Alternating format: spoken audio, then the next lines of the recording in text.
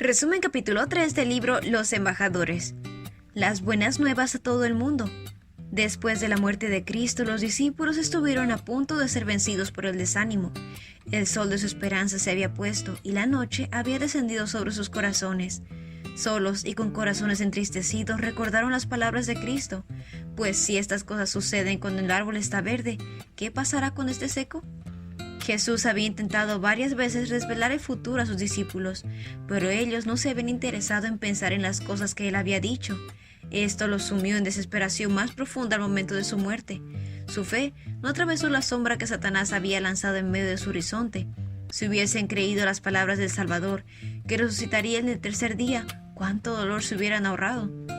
Devastados por el desaliento y la desesperación, los discípulos se reunieron en el aposento alto y trabaron las puertas, por miedo al que el destino de su amado Maestro se convirtiese en el suyo también. Fue allí donde el Salvador, luego de su resurrección, se les apareció. Por 40 días Cristo permaneció en la tierra, preparando a sus discípulos para la obra que tenían por delante. Mientras oían el mensaje de su Maestro que explicaba las Escrituras a la luz de todo lo que había sucedido, su fe se le afirmó completamente. Antes de ascender al cielo, Cristo les dijo a los discípulos que debían ejecutar el testamento por el cual legaba al mundo los tesoros de la vida eterna. Cuando los sacerdotes y los gobernantes me han rechazado, decía, aún tendrán la otra oportunidad de aceptar al Hijo de Dios.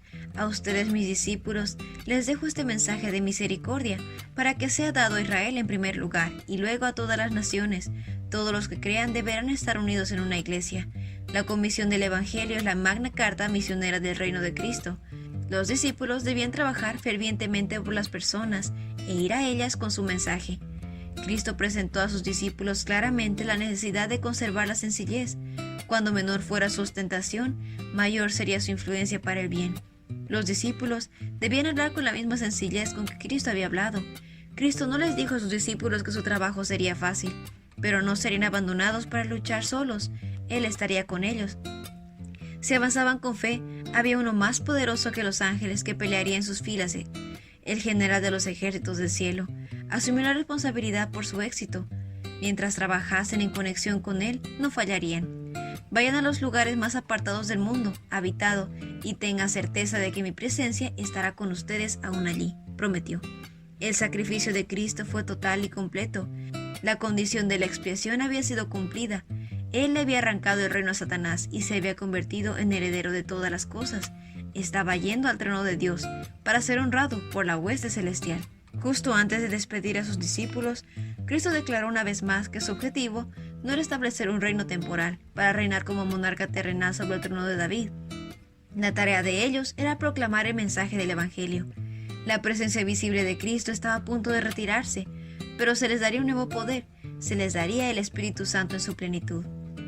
El Salvador sabía que sus discípulos deberían recibir ese regalo celestial.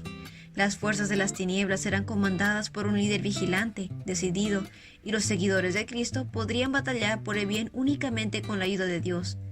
Los discípulos de Cristo debían comenzar su obra en Jerusalén, el escenario de su asombroso sacrificio por la raza humana. Durante su ministerio, Jesús había recalcado constantemente a los discípulos que debían ser uno con él, la tarea de recuperar al mundo de la esclavitud del pecado, y la última lección que dio a sus seguidores fue que debían mantener el legado de las buenas nuevas de salvación para todo el mundo. Cuando llegó la hora de que Cristo ascendiese a su Padre, llevó a los discípulos hasta Betania. Allí se detuvo y se reunieron alrededor de él. Con sus manos extendidas como asegurándole su amoroso cuidado, ascendió lentamente. Mientras los bendecía, los dejó y fue levantado al cielo. Mientras los discípulos observaban el cielo para captar el último destello de su Señor, Él fue recibido en las filas de los ángeles y escoltado hasta los atrios celestiales. Los discípulos todavía estaban mirando hacia el cielo, cuando dos hombres vestidos con túnicas blancas de repente se pusieron en medio de ellos. «Hombres de Galilea», les dijeron, «¿por qué están allí parados mirando al cielo? Jesús fue tomado de entre ustedes y llevado al cielo, pero un día volverá del cielo de la misma manera en que lo vieron irse». La promesa de la segunda venida de Cristo debía mantenerse siempre fresca en la mente de los discípulos.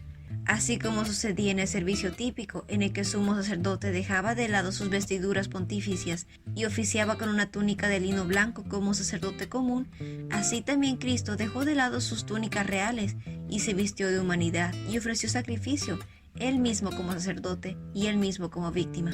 Como sumo sacerdote, después de realizar su servicio en el lugar santísimo, salía para dirigirse a la congregación expectante, vestido con sus ropas pontificias. Así Cristo vendrá por segunda vez, vestido con su propia gloria y la de su Padre, y todas las huestes angélicas lo escoltarán al pasar. Así será cumplida la promesa de Cristo: vendré para llevármelos conmigo. Así ustedes estarán donde yo esté.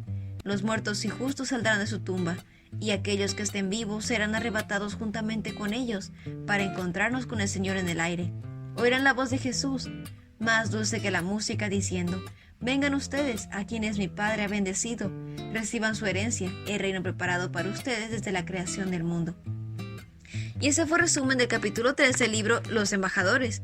No olvides compartir este resumen con tus compañeros de clase o con otras personas que tú crees que puedan necesitar este resumen. Nos vemos la próxima.